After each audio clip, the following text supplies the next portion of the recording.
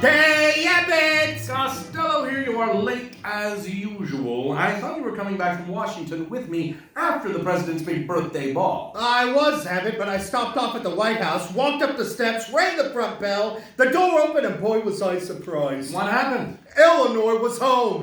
You know, I met Mrs. Roosevelt too. Isn't she a wonderful person? You said it, Abbott. She introduced me to a couple of senators, and I learned a big military secret. Did you know the United Nations are planning to open up a second rear? You mean the second front? No, rear! We're planning to give Hitler a kick in the France. Well, did you have fun at the birthday ball? Yeah, we played a wonderful game, Abbott. We put a picture of Mussolini on the floor, and everybody danced around it. What is that game called? Ring around the rodent.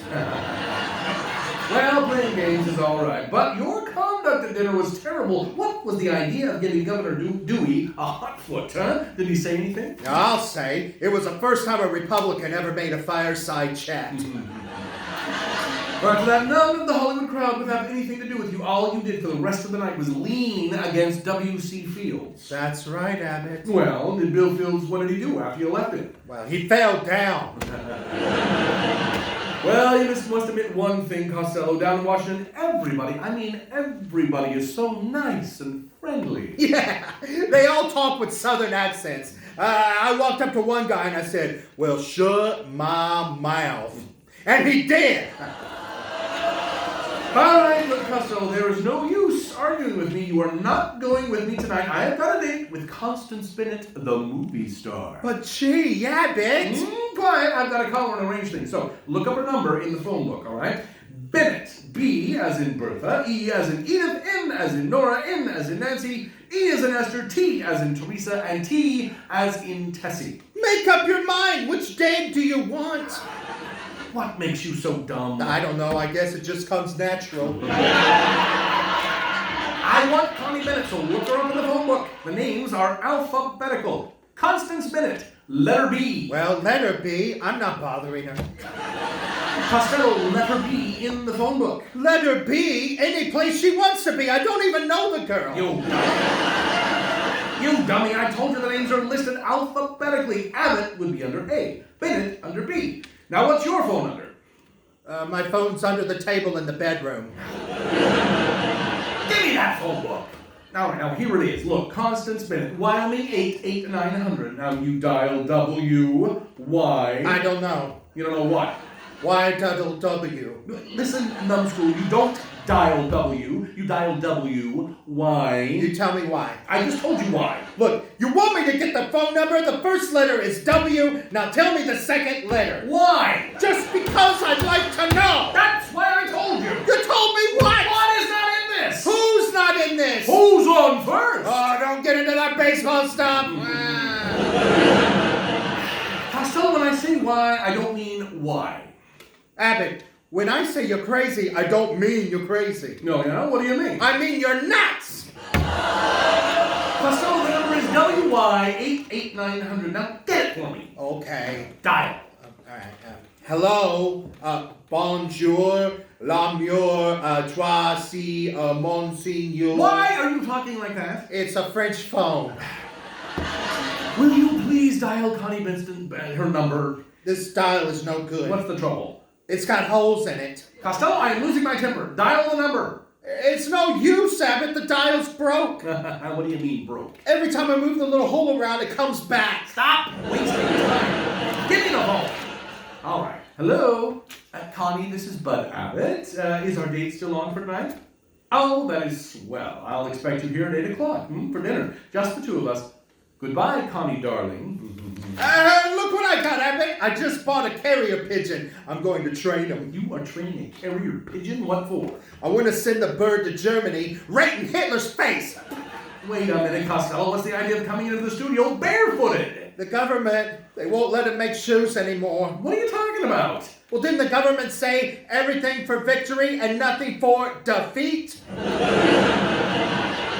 That is no excuse for coming in here like this. Where are your old shoes? I wore them out dancing in a jitterbug contest with Connie Hayes. Jitterbug contest? Yeah, what a dance. A commando raid with music. Well, personally, I prefer Spanish dancing. Do you rumba? Only when I eat radishes. Well, Well, where did you go last night, huh? I gave you $10 to go buy a turkey, and you were supposed to get it for Thanksgiving and come right back, but you didn't. I did, Abbott. I bought a turkey and rushed right back here in a taxi cab. Wish I brought the cab into the studio with me. Why? I left the turkey in it. Costello, you left our bird in the cab? That is awful. Yeah, the poor thing won't be able to pay the fare. I am not worried about the turkey. What about us? Do you realize you spent the last cent we had? Haven't we got any money left in our bank account? No, I called the bank and it is overdrawn. We'll call another bank. They can't all be overdrawn. I don't know how I put up with you. This is a fine Thanksgiving day, isn't it? No money, no turkey, no place to eat. Now what are we going to do? Where are we going to go for our Thanksgiving dinner? Wait a minute. I've got an idea. We'll go to my Uncle Hugo's. I don't want to go to Uncle Hugo's. That's where we went last Thanksgiving. Well, what is wrong with that? Well, no thanks. This year I'd like to eat with a knife and a fork.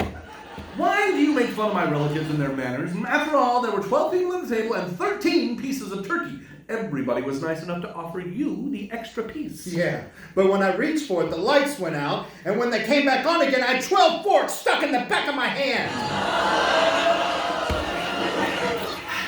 Wait a minute. What are you doing in a bathtub on a Thursday night? Abbott, didn't I tell you? Hedy Lamarr, the beautiful movie star, is coming here for dinner, and I'm going to have a big swanky party. You're expecting people? Certainly. What do you think I'm expecting, a flock of cows? Not flock, herd. Herd what? Herd of cows. Of course I heard of cows. I'm no dummy. I mean cow herd. What do I care if a cow heard? I didn't say anything I was ashamed of. All right. Let's just say no more about cows. I am not in the mood. What mood?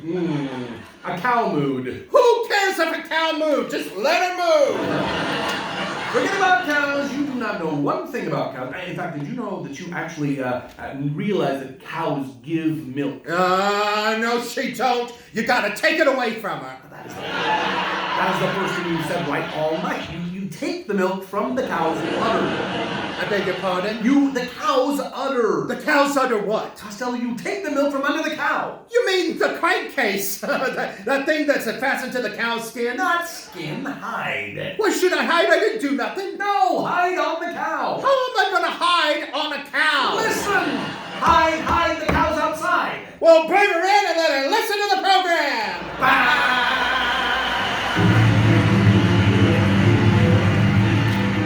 Thank you so much for joining us for today's Radio Hour with Abbott and Costello. We're so glad you tuned in. By the way, tune back in on Thursday, 2 o'clock Central Standard Time, where we'll be doing Who's On First.